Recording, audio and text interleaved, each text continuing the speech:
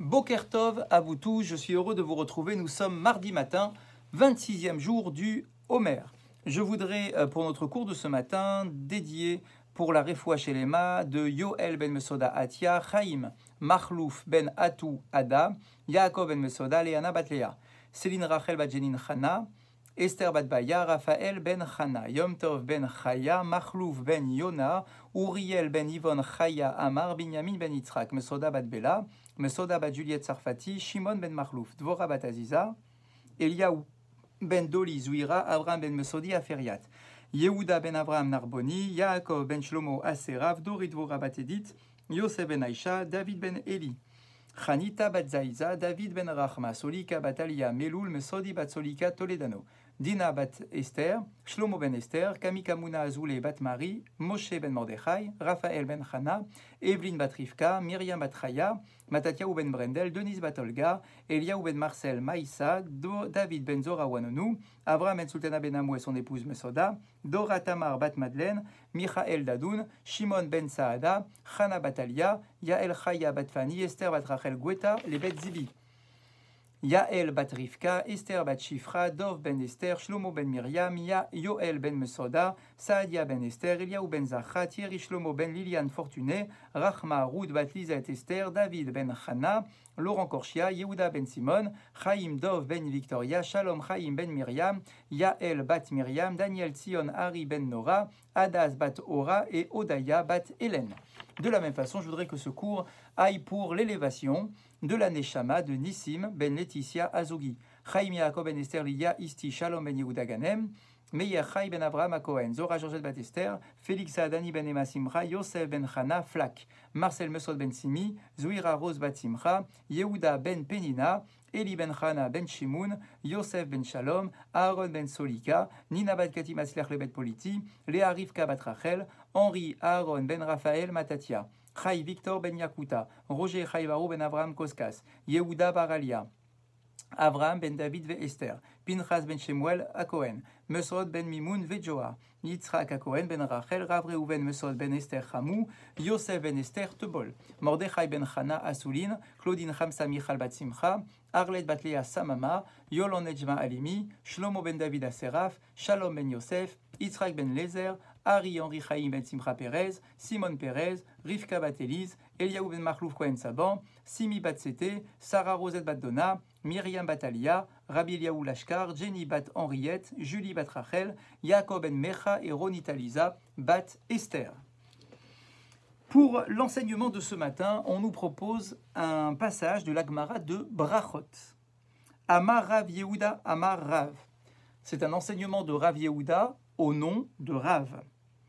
Adam shitrachesh lo echan mi mikre asakana halalou venitzal mehem. Si jamais un homme est confronté à 4 dangers particuliers, et bien qu'il soit en danger à cause de ces 4 choses, mais qu'il arrive à s'en sortir, Tsarich leodot lachem bebirkat agomel. Il devra faire une louange à Akadosh Baruch Hu et réciter la fameuse bénédiction du Gomel, qui signifie Baruch ata Hashem Elokeinu melech haolam, tu es source de toutes les bénédictions, toi, roi du monde, ha Gomel lechayavim tovot, shkelomar, sheu Gomel chesed gam leadav chayam, toi, Hashem, je te remercie parce que tu m'as fait du bien, tu m'as procuré du bien, bien que je sois chayav, bien que je sois quelqu'un qui ne soit pas méritant par mon comportement, shegemalani kol tuv, et merci donc de me faire autant de bien. Donc c'est une bénédiction que nous connaissons bien, que généralement nous récitons avec un minyan, à côté du Sefer Torah, généralement. Et donc, 4 catégories de personnes doivent réciter cette bracha du Gomel. Quelles sont ces 4 catégories? Ve'eluhen, les voici. Yordé Hayam, Sheifligu Bayam Veshavu Beshalom, ceux qui ont traversé la mer, ils ont entrepris un voyage en mer, que ce soit commercial, que ce soit pour son propre plaisir, une croisière ou toutes sortes de choses. D'accord? Donc si tu as traversé la mer et que tu t'en sors sain et sauf, il peut y avoir toutes sortes de dangers, même si ce sont des dangers qui ne sont pas prévus. Il peut y avoir, c'est un lieu de danger, c'est un lieu où tu n'es pas sur la terre ferme, c'est-à-dire tu n'es pas, toi, être humain, sur ta zone naturelle de confort et de protection, qui est la terre ferme. Donc si jamais tu traverses la mer, quand je dis traverser la mer, on se comprend, tu entreprends un voyage à travers la mer, et que tu arrives sain et sauf, eh bien ça c'est la première catégorie de personnes qui doivent réciter le Gomel. Deuxième catégorie, Aolrim Bamidbar, de la même façon, quelqu'un qui traverse un désert. Ah, vous allez me dire, mais pourquoi le désert? Le désert, c'est la terre ferme. La terre ferme, c'est le lieu de sécurité pour un être humain. Oui, c'est vrai, mais c'est un lieu qui est désertique, par définition. Et donc, du coup, tu n'as pas ton environnement de protection habituel avec des êtres humains, avec une société qui vient te protéger, avec des règles, avec une police, avec des gendarmes, avec des tribunaux. Tu es en plein milieu du désert. Dans le désert, il peut arriver tout et n'importe quoi. On peut te tomber dessus, on peut te massacrer et personne ne saura quoi que ce soit le temps qu'on te retrouve déjà. Donc, quelqu'un qui traverse le désert et qui s'en sort sain et sauf, lui aussi, doit réciter la bénédiction du Gomel. Nos maîtres vont rajouter, ce n'est pas que le désert, le territoire désertique qui nécessite la bénédiction du Gomel, mais même quelqu'un qui traverse un endroit particulièrement dangereux devra réciter le Gomel. Mishaya Cholé Veivri, le troisième cas, c'est celui qui a été malade et qui recouvre sa santé. Celui-là, effectivement, devra réciter le Gomel. Alors, ce n'est pas une petite maladie, c'est tout de même une maladie qui a entraîné que je me sois retrouvé alité, pas nécessairement à l'hôpital, mais que je sois alité tout de même. Quatrième cas, Mishaya Chavouj Beveta Asurim Veishtachrer, et une personne qui aurait été enfermée en prison et qui recouvre sa liberté, eh bien, là aussi, cette personne devra réciter le Gomel. Bien. Attention, nous ne sommes pas dans un cours d'Halacha ce matin, donc il y a énormément de détails, combien de temps de voyage pour ceux qui ont voyagé, qu'est-ce qu'on appelle la mer, qu'est-ce qu'on a un avion, pas un avion, etc. Je ne rentre pas dans tous ces détails, ce n'est pas le sujet de notre cours de ce matin. Mais ce sont les 4 catégories de personnes qui ont besoin de réciter le Gomel.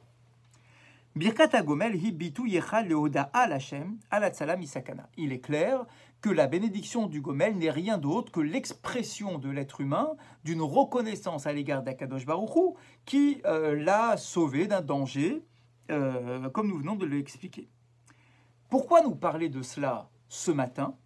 Eh bien parce que dans la paracha que nous lirons ce Shabbat, la paracha de Emor, Nistavinu al Korban Toda, la Torah va nous présenter ce qu'on appelle un Korban Toda, un sacrifice de remerciement, Toda.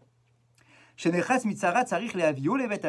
nous dit que si effectivement un individu a été sauvé d'un danger en particulier, il devra offrir au Beth Amikdash un korban, un sacrifice que l'on appelle un sacrifice Toda.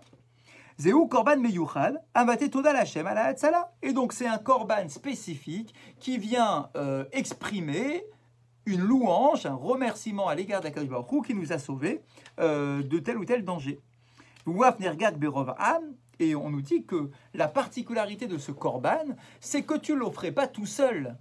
Le korban Toda, c'est un korban que, à propos duquel, lorsque tu viens l'offrir au Beth Amikdash, tu viens accompagner avec tes amis, avec ta famille, Berov Ram, avec beaucoup de monde. Pourquoi? Parce que la Torah nous dit que ce korban Toda doit être accompagné. Non seulement il y a l'animal que tu vas offrir en sacrifice, mais ce korban va s'accompagner de 40 pains, 40 lechem, 40 miches de pain différentes. Yesh lechol otan betoch zman katzar. Et il faudra, parce que vous le savez, qu'un sacrifice doit être consommé par les Kohanim en partie, mais aussi, selon les sacrifices, par le propriétaire du sacrifice. Pour le Korban Toda, c'est le cas. Le propriétaire du sacrifice, celui qui offre le sacrifice, doit consommer son Korban. Maintenant, il y a des règles très strictes sur le temps de consommation du Korban. Si le temps est passé, alors, malheureusement, il faudra brûler les restes du Korban. Et ça, ce n'est pas quelque chose de bien. Normalement, lorsque tu offres un Korban, tu dois t'efforcer de consommer le Korban dans le temps imparti par la Torah. Le problème du Korban Toda, c'est que on va nous ordonner de consommer plus de pain que pour tous les autres corbanotes en un temps qui est plus court que tous les autres corbanotes. Et nos commentateurs posent la question, mais comment est-ce qu'on va faire? Comment est-ce qu'on va faire pour manger plus de pain? Quand je dis plus, c'est beaucoup plus de pain. Beaucoup plus de pain en moins de temps que les autres corbanotes avec lesquels il y a moins de pain. Et comme il est évident qu'un homme seul ne peut pas manger 40 pains en un temps aussi court, et donc il va être obligé finalement de faire venir ses amis et de faire un repas, de faire une séouda avec lequel il va partager, durant lequel il va partager son pain ou ses pains avec ses amis. Quel est le but de tout cela? Eh bien, lorsque je viens avec autant d'amis et que j'organise une séouda et qu'il va avoir autant de choses à manger dans cette séouda, tous mes amis vont me poser la question. Ils vont me dire, qu'est-ce qui s'est passé? Raconte-nous de quoi tu as été sauvé, fais-nous vivre l'événement à nous aussi. Et donc du coup, le propriétaire va se retrouver à raconter son histoire devant tous ses amis. Et quel est le but? Le but, il est très clair.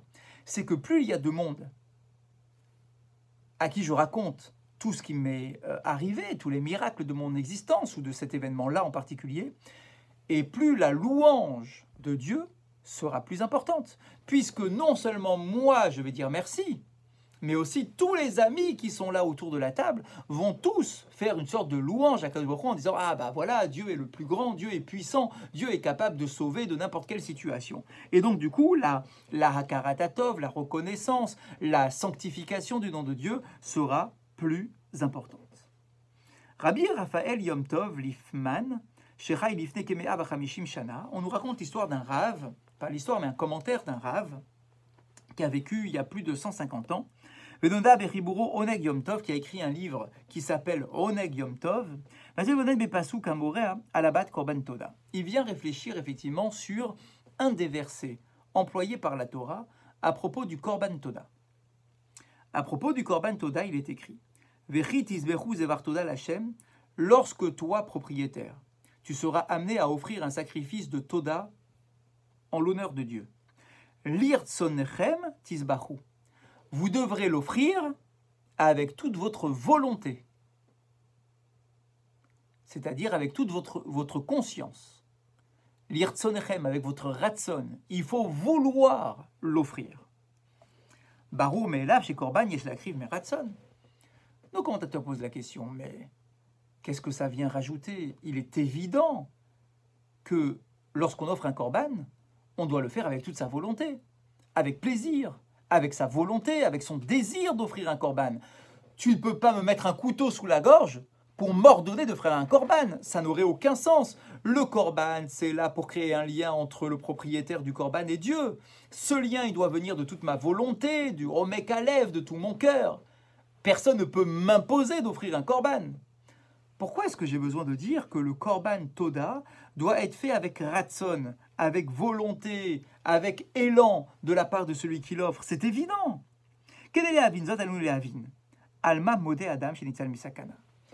Pour le comprendre, il faut que l'on comprenne exactement et que l'on perçoive ce qu'est le sentiment d'un individu qui offre un Korban Toda. Qu'est-ce que l'on ressent lorsqu'on est sauvé d'un danger imminent?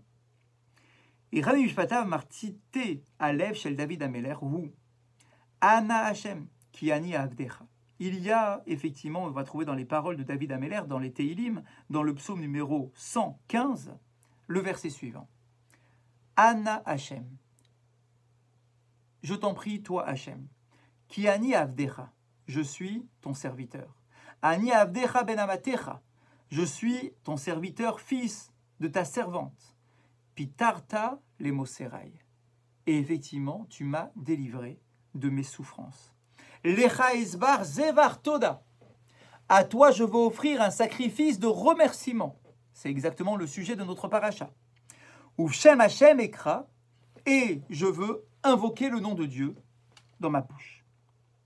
Ani eved Veshrataoti mikevalai, donc je suis un serviteur, je ne pouvais rien faire sans toi, c'est toi qui m'as délivré de tous mes soucis, de tous mes problèmes, et c'est pour cette raison que je veux t'offrir un korban toda. Haïsberhu, quelle est l'explication de ce verset de Teilim, que nous connaissons bien, qui est dans le Hallel? Ka'asher nafrin, drache sevivenu, negele bekalut shanu chaim betor paradoxe madihim. Nos maîtres nous disent que la vie de l'être humain se positionne dans un paradoxe assez intrigant. Are Hashem bara et haolam ve'otanu. Dieu nous a créés.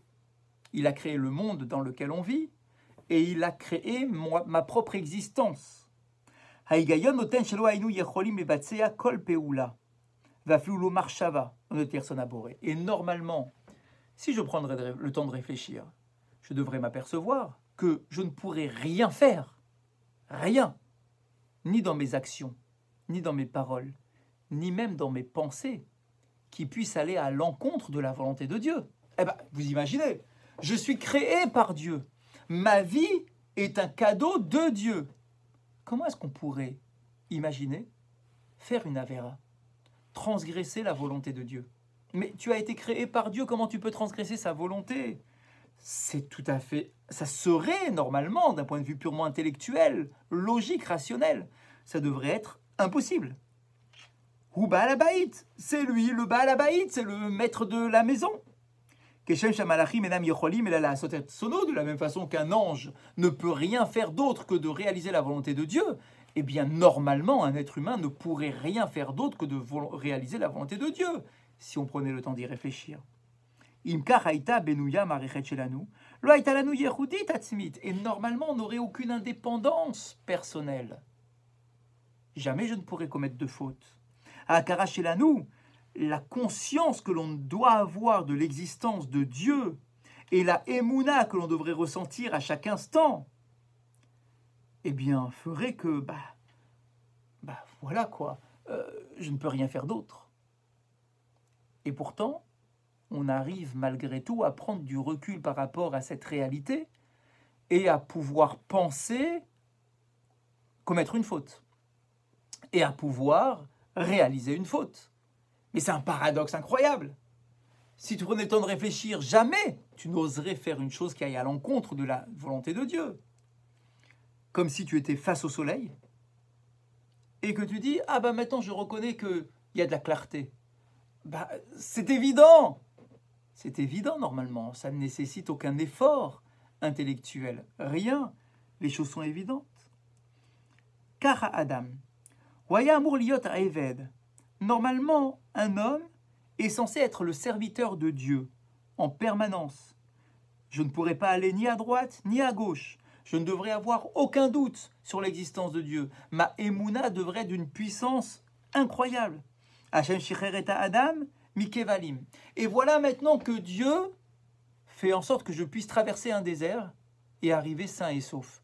Dieu fait en sorte que, alors que j'étais malade, j'arrive maintenant à me relever de ma maladie et de me porter bien, d'être en bonne santé.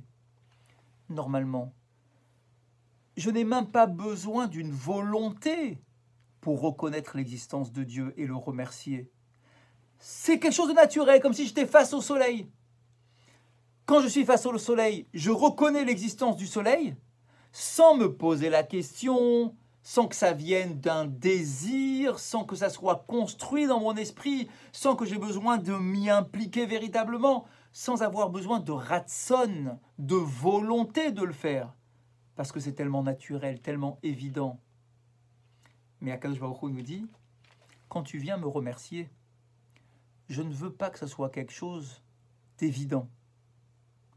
Je veux que ça émane d'une volonté, c'est-à-dire que tu prennes du recul par rapport à l'événement, que tu calmes tes ardeurs, que tu calmes ton élan naturel de dire « Ah ben voilà, je suis devant un soleil et je n'ai d'autre possibilité que de le remercier et de reconnaître l'existence du soleil. » Je veux que tu prennes du recul, que tu calmes tous ces sentiments qui pourraient te pousser à faire un korban mais sans y réfléchir.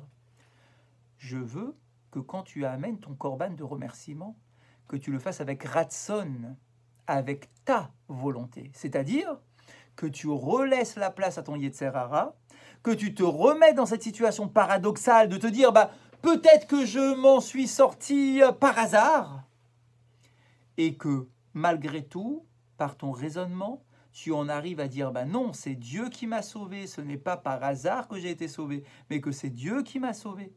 Et que je veux remercier Akadosh Baruch Hu en amenant ce sacrifice et en offrant ce sacrifice, cette part de moi-même. Et donc, l'Irsonechem Tizbahu.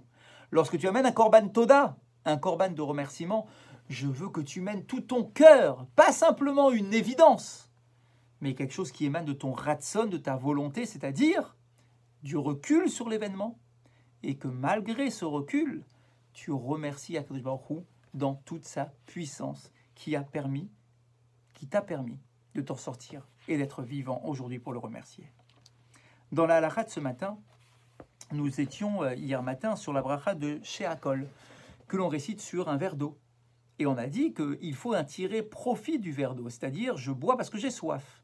Dans ce cas-là, je dois faire la bracha de Sheakol. Mais que si simplement je prends un verre d'eau pour avaler un cachet, alors là, je ne récite pas la bracha de Sheakol. Pourquoi? Parce que je ne bois pas parce que j'ai soif. Je bois parce que je veux faire passer mon cachet. De la même façon, si j'ai avalé de travers. De la même façon, si j'ai une arête de poisson qui est coincée dans ma gorge. Je bois pas parce que j'ai soif. Je dois pour faire passer l'arête de poisson. Et donc, du coup, dans tous ces cas-là, je ne réciterai pas la bracha de Sheakol. Je ne réciterai aucune bracha avant de boire ce verre d'eau. Maintenant, il nous précise Achoté chez Armide Mashkim chez Yeshlaem Ta'am. Maintenant, si je bois une autre boisson qui a du goût, et ça c'est vraiment la différence avec l'eau, si je bois une autre boisson qui a du goût, même si je n'ai pas soif, je dois faire la bracha de Sheakol. Pourquoi? Parce que même si je n'ai pas soif, à la différence de l'eau, même si je n'ai pas soif, je tire profit directement de la boisson en question. Parce que dès qu'elle arrive dans mon palais, je ressens l'arôme de la boisson et j'en tire un profit.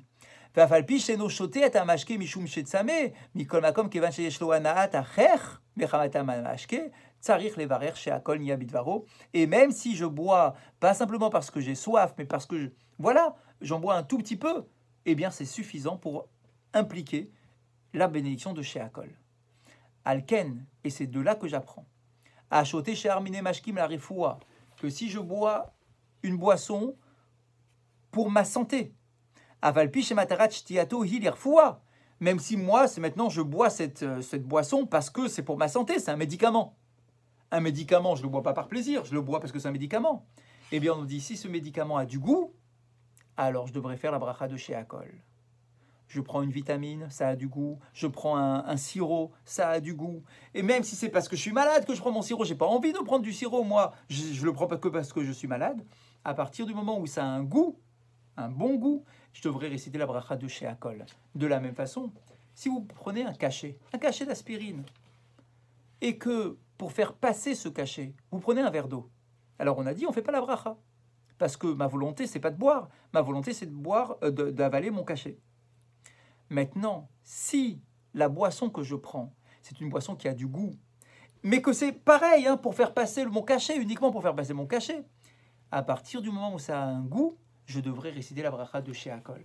Donc si vous prenez une citronnade, une limonade ou un autre soda, d'accord, qui a du goût pour boire un cachet, un médicament, eh bien malgré tout, il faudra dans ce cas réciter la bracha de Sheakol avant de boire la boisson en question. Bonne journée à vous tous.